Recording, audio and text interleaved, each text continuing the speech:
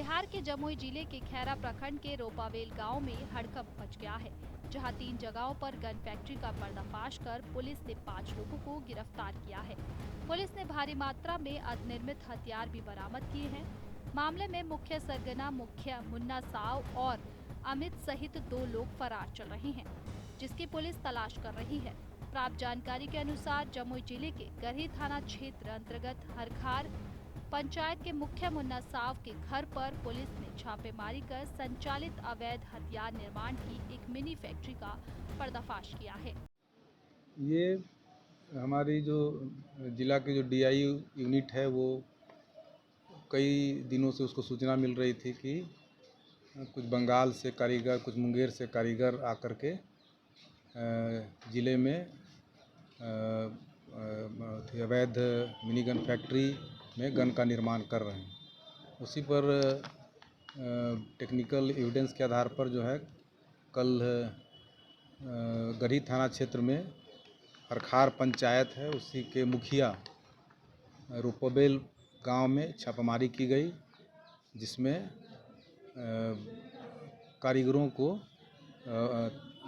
Gun बनाते हुए रंगे हाथ पकड़ा गया है और भारी मात्रा में अवैध पिस्टल निर्माण की सामग्री जब्त की गई।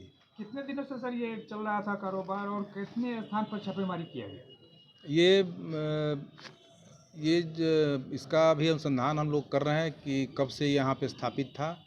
इनके बयान के अनुसार ये जो है कारीगर यहाँ जमुई का कोई अमित है, वही इन कारीगरों को यहाँ पर लाया था और उसी के द्वारा इसमें रिसोर्सेज उपलब्ध कराई गई थी और निर्माण का कार्य किया जा रहा था। तो वहाँ पे रोपावेल के अलावा कारीगर के वहाँ पे स्वीकारोक्ति बयान के आधार पर गरही में एक और जगह छापामारी की गई, जहाँ से भी लेथ मशीन को जब्त किया गया है और जमुई थाना क्षेत्र में भी उन्हीं के कहने पर छापामारी की गई, जहाँ पे निर्माण की सामग्री वगैरह और एक मोटरसाइकिल यहाँ से जब्त किया गया। जिस प्रकार से बड़े पैमाने पर ये उपकरण बरामद हुआ है सर, तो क्या लग रहा है कि ये मतलब निर्मित हो करके बड़े पैमाने पर ये सप्लाई और जो सूत्र मतलब जुड़ रहा है लिंक बंगाल और मुंगेर का, तो जी मैंने बाहर भी जा रहा था माल और वहाँ से आ रहा था। यही सब अनुसंधान का विषय है कि आखिर जो मुख्य जो इसका साजिशकर्ता जो है जो मुखिया और अमित जो है वो अभी गिरफ्तारी उसकी शेष है। उसकी गिरफ्तारी के बाद और भी इसमें खुलासे होंगे।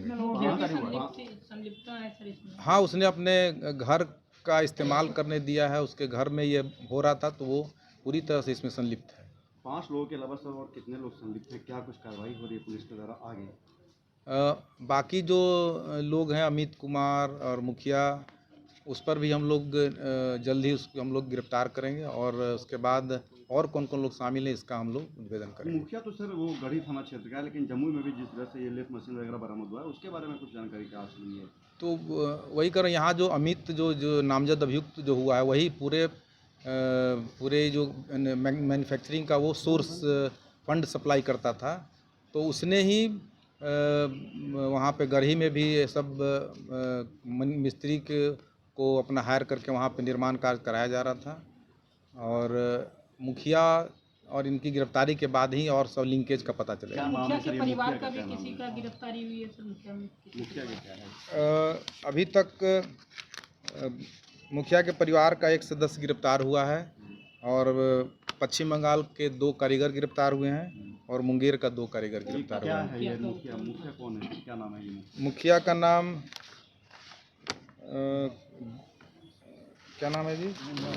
मुन्ना शाह। मुखिया का नाम मुन्ना शाह है। सर ये जो हथियार सर बन रहा था सर कहाँ? जी सर ये हथियार बन रहा था कहाँ इसकी सप्लाई हो रही थी, इसके बारे में कुछ जानकारी? ये अभी जो मुख्य जो इसमें दो जो मैगजीन लगा हुआ पिस्टल जो है वो पूरी तरह से निर्मित पिस्टल है, बाकी में मैगजीन और बैरल वगैरह पाया गया है और बाकी जो भी छेनी स्प्रिंग वगैरह जो उसके निर्माण में जो काम आता है वो बरामद हुआ। सर कितने समय से चल रहा था ये? इस तरह को बड़े पैमाने पर यहाँ सर अवैध हथियार बनाने की मशीनें और भी जगह पे चल रही है, उस पर भी हम लोग काम कर रहे हैं। हम लोग और भी इंटेलिजेंस वगैरह हम लोग इकट्ठा कर रहे हैं और सूचना मिलेगी तो फिर हम लोग और कार्रवाई करेंगे और जो भी ऐसे और कुछ पता चलेगा तो हम लोग इस पर छापामारी करके आगे कार्रवाई करेंगे।